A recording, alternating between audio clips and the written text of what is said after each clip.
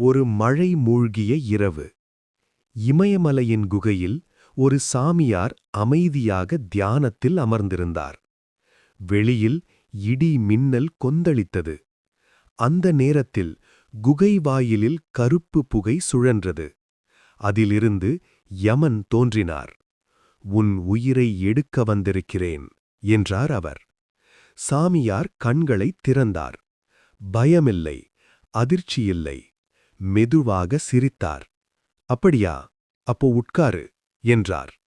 அவர் 2 கிண்ணங்களில் தேநீர் ஊற்றி ஒன்றை யமனுக்கு நீட்டினார். யமன் ஒரு நொடி குழம்பினார்.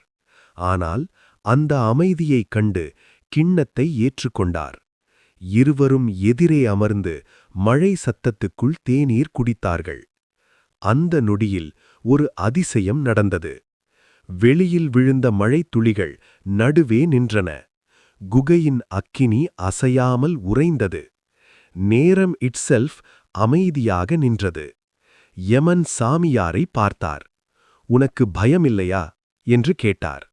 சாமியார் மெதுவாக பதிலளித்தார். "உயிர் வந்தது போகத்தான்.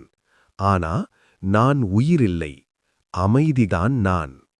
அந்த வார்த்தைகளுக்குப் பிறகு யமன் தனது தண்டை கீழே வைத்தார். அவர் மெதுவாக தலைகுனிந்தார். "உடலை எடுக்கலாம், ஆனா உன் அமைதியை இல்லை" என்றார். விடியற்கால ஒளி குகைக்குள் புகுந்தது. யமன் மெதுவாக புகையாக மறைந்தார். சாமியார் மீண்டும் கண்களை மூடியார். குகையில் இன்னும் 2 தேநீர் கிண்ணங்கள் இருந்தன. ஆனால் ஒன்றில் இருந்த தேநீர் மட்டும் தங்க ஒளியாக மாறிக்கொண்டிருந்தது. அந்த நாள் முதல் மரணம் அந்த சாமியாருக்கு எதிரியில்லை, விருந்தாளி.